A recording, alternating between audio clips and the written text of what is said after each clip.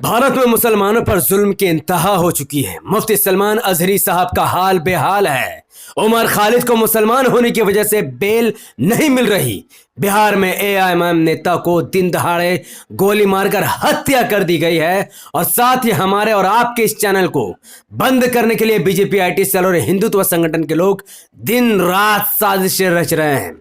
वो इस channel the political पर अपलोड होने वाले हर वीडियो पर फेक रिपोर्टिंग करके इस चैनल को बंद करने की कोशिश कर रहे हैं। लेकिन आप सब अगर इस वीडियो को देखने वाला हर व्यक्ति इस वीडियो को लाइक करेगा और धड़ाधड़ कमेंट को भर देगा तो इस वीडियो पर पहले जैसे व्यू आने लग जाएगी और बीजेपी, आईटी सेल और हिंदुत्व संगठन के लोगों की साजिशें खत्म हो जाएगी। पूरी वीडियो विस्तार से समझेंगे और जानेंगे। उससे पहले अस्सलाम वालेकुम वरहमतुल्लाहि वबरकात। अल्लाह के नाम से शुरू जो बड़ा कृपालु और अत्यंत दयावान है।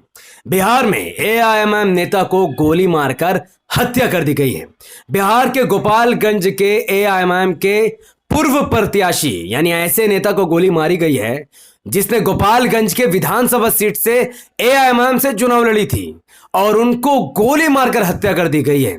हालांकि यह कोई नया मामला नहीं है। इसे 1.5 महीना पहले भी आरिफ जमाल साहब जो कि बिहार के सिवान के एआईएमआईएम के नेता थे, उनके भी कुछ लोगों ने, बाइक सवारों ने गोली मारकर हत्या कर दी थी। बिहार में यह सवाल उठ रहा है कि आखिर आरिफ जमाल साहब की हत्या या फिर असलम मुखिया की हत्या, इन दोनों की हत्या करने वाला कौन है? पुलिस को अब तक इसके बारे में कोई भी सुराग या फिर लीड नहीं मिली है। लेकिन सवाल तो यह भी उठाना चाहिए कि इन दोनों एमआईएम नेता की हत्या के बाद सबसे बड़ा फायदा आखिर किसको हुआ? तो वो था आरजेडी। चूंकि गोपालगंज और सिवान में बढ़ते हुए जनाधार को देखकर ही गोपालगंज के पूर्व इमाम प्रत्याशी असलम मुखिया की हत्या की गई और उससे पहले सिवान में आरिफ जमाल साहब की हत्या कर दी गई, जिसका सबसे बड़ा फायदा हुआ तो आरजेडी को हुआ। क्योंकि एआईएमआईएम के इन दो नेताओं की सिर्फ हत्या नहीं थी बल्कि ये मुस्लिम समाज और मुस्लिम क़यादत की हत्या थी, जिसके बारे में लोगों को समझना चाहिए।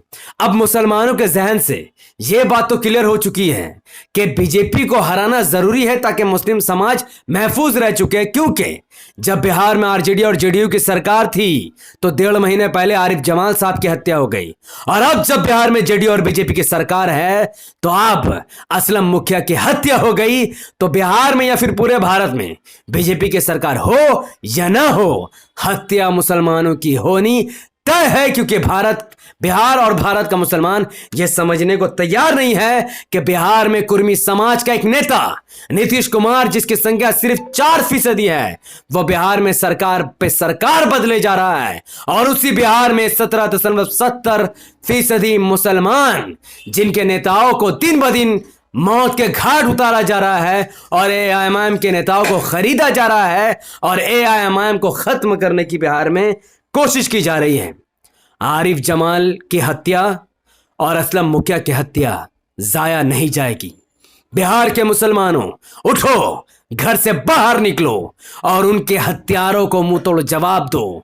बिहार में एआईएमआईएम को अगर बिहार के 17% मुसलमान एक तरफा वोट करेंगे तो बिहार में एआईएमआईएम 40 से 50 विधायक और 5 से 10 सांसद और 4 राज्यसभा की सीटें जीत सकती है।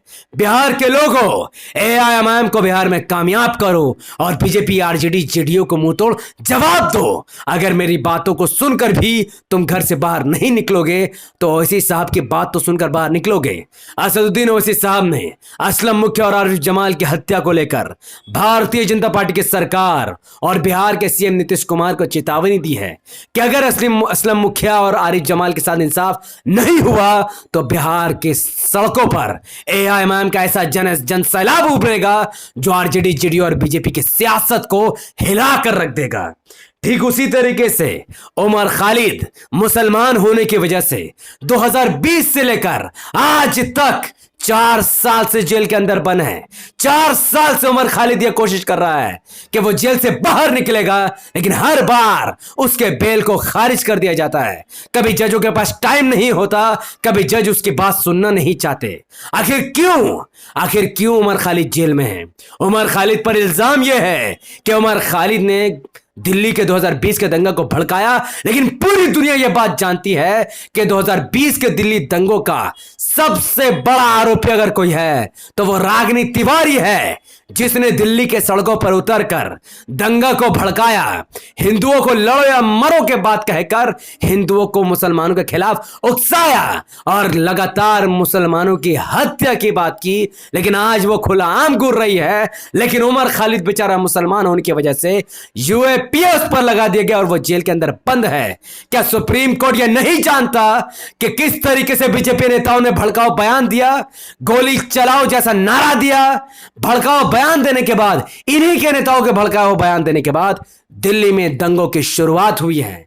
लेकिन रागिनी तिवारी को कोई हाथ नहीं लगाएगा, कोई पुलिस वाला बीजेपी नेताओं को हाथ नहीं लगाएगा, क्योंकि इन समाज के लोगों की अपनी पार्टी है, अपना नेता है, उनकी सरकार है। उनके लोग एक दूसरे के साथ लड़ नहीं रहे, बल्कि एक साथ मिलकर अपनी पार्टी और अपने नेता को मजबूत कर रहे हैं, जिसके बुनियाद पर दंगे का माहौल खड़ा करने के बावजूद भी उन पर पुलिस कोई भी प्रतिक्रिया नहीं दे रही। लेकिन वही उमर खालिद, जिसने दिल्ली का दंगा किया ही नहीं है, उस पर इल्जाम लगाकर उसको जेल के अंदर भर दिया गया। शर्म करो भारत के मुसलमानों, अगर तुम काश ओवैसी साहब को अपना नेता मान लेते, काश एमआईएम पार्टी को तुम अपनी पार्टी मान लेते, तो आज एमआईएम के पास 50 सांसद और कम से कम 400 विधायक होते। और तुम बताओ, एमआईएम अगर इतनी मजबूत होती तो क्या उमर खालिद को बेल नहीं मिलती? सबसे बुरी खबर तो आज की वीडियो में मुफ्ती सलमान अजहरी साहब के बारे में है। मुफ्ती सलमान अजहरी साहब पर तीसरी एफआईआर दर्ज हो चुकी है, जिसकी बुनियाद पर गुजरात पुलिस ने उनको 5 दिन के लिए कस्टडी में लिया है।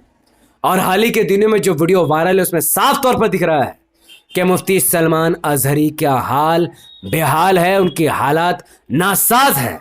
हम नहीं जानते कि मुफ्ती सलमान अजहरी के ऊपर गुजरात पुलिस किस तरीके की रवैया अपना रही है। क्या उनको कस्टडी में टॉर्चर किया जा रहा है? क्या उनको जेल के अंदर भूखा रखा जा रहा है? क्या उनको खाना में कुछ मिला कर दिया जा रहा है? हम नहीं जानते।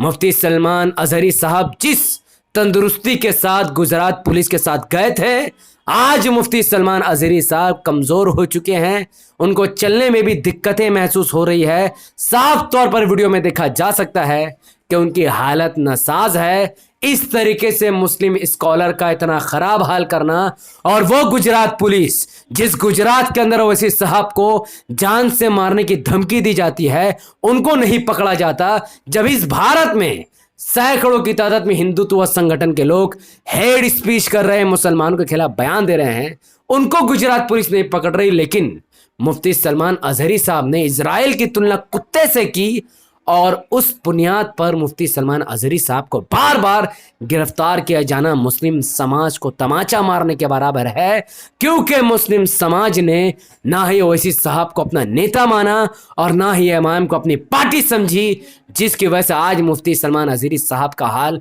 बेहाल हो चुका है। मैं फिर से एक बार दोहराता हूं कि अगर इस देश का 25 करोड़ मुसलमान एमआईएम की तरफा वोट कर दे तो एमआईएम पूरे भारत में 50 सांसद सीट जीत सकती है और 400 विधायक की सीटें जीत सकती है। और तुम अपने आप से पूछो मुसलमानों, अगर एमआईएम को तुम इतना वोट कर देते और एमआईएम के पास 50 सांसद और 400 विधायक होते, क्या मुफ्ती सलमान अजहरी को गिरफ्तार करने की ताकत गुजरात पुलिस के अंदर होती? इसका जवाब तुम्हें भी पता है। भारत के मुसलमानों, जागो, अपनी आंखों को खोलो और इस वीडियो को आगे बढ़ाकर तमाम के तमाम भारत में रहने वाले मुसलमानों की आंखों को खोलो, उनको जगाओ। जिस नींद में वो पड़े हुए हैं, आज मुफ्ती सलमान अजहरी पर जुल्म हो रहा है, कल तुम और तुम्हारे बाप दादाओं और तुम्हारे नस्लों पर जुल्म होगा। तो इस वीडियो को पूरे भारत के कोने कोने तक, खास तौर पर मुसलमानों तक पहुंचाने की जरूरत है, और यह काम आपको करना होगा। यूट्यूब का एल्गोरिथम कहता है कि जब किसी वीडियो पर लोग लाइक करते हैं, उसके लिंक को धड़ाधड़ व्हाट्सएप, फेसबुक, इंस्टाग्राम जैसे सोशल मीडिया के प्लेटफॉर्म पर शेयर करते हैं, और अपनी बातों को धड़ाधड़ कमेंट पर रखते हैं, और चैनल को सब्सक्राइब करते हैं, तो यूट्यूब ऐसे वीडियो को लाखों लोगों तक पहुंचा देता है।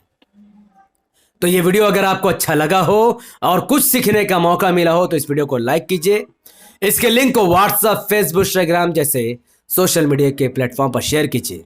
अपनी बातों को कमेंट पर रखिए कि आप आने वाले वक्त में एआई मैम को वोट देगा। और आपका नाम क्या है, आप किस जगह से इस वीडियो को देख रहे हैं, आप जितना ज्यादा कमेंट करेंगे वीडियो उतना ज्यादा लोगों तक पहुंचेगी। हमारे और आपके चैनल द पॉलिटिकल को सब्सक्राइब कीजिए, बेल आइकन को हिट कीजिए। अगर आप सब इस वीडियो को हमारे Facebook channel the political news पर देख रहे थे तो इसे लाइक और फॉलो कीजिए। 5 बड़े ग्रुप में शेयर कीजिए और मुझे अपनी दुआ में याद रखें। बहुत बहुत शुक्रिया।